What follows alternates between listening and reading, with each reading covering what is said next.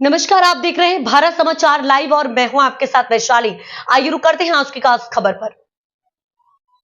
प्रशासन ने पेट्रोलियम उत्पादों से जुड़ी अफवाहों पर सफाई दी है। प्रशासन ने स्पष्ट किया है कि लोग झूठी अफवाहों पर ध्यान न दें। सरकार ने बताया कि फिलहाल पर्याप्त स्टॉक उपलब्ध है।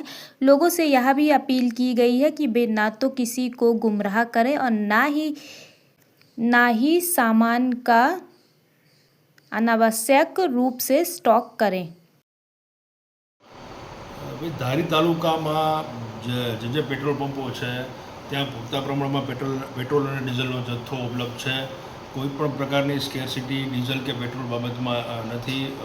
સરકારશ્રી કક્ષાએથી પણ આ અવારનવાર કહેવામાં આવ્યું છે અને વહીવટીતંત્ર પણ અહીંયા આ દરેક પેટ્રોલ પંપ પર વોચ રાખે છે કે ભાઈ કેટલો જથ્થો છે અને કેટલા લોકોને પેટ્રોલ આપવામાં આવે છે.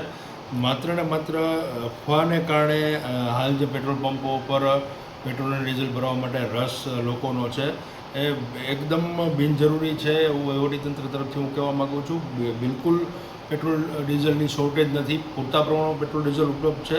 લોકોને તાલુકા વહીવટીતંત્ર તરફથી હું અપીલ કરવા માગીશ કે જે લોકો અફવાઓમાં દોરાઈને બિનજરૂરી રીતે સ્ટોક કરી રહ્યા છે પોતાના વાહનોમાં અથવા વાહનો સિવાયના બીજા પેલામાં, તો એ કરવાની બિલકુલ જરૂર નથી. હાલ લોકોને જેટલી જરૂરિયાત છે એટલું પેટ્રોલ ભરાવે તો પેટ્રોલ પંપ પર પેટ્રોલ અને ડીઝલનો પૂરતો જથ્થો ઉપલબ્ધ છે. એટલે લોકોને મારી અપીલ છે કે આવી અફવાઓથી દોરાય નહીં અને પોતાની જરૂરિયાત મુજબનો જથ્થો મેળવવાનો આગ્રહ રાખે. સર, મોટા પ્રમાણમાં બેરલો પણ સર ભરવામાં આવે છે, તો એના માટે સર કોઈ ગાઈડલાઈન મર્યાદાઓ?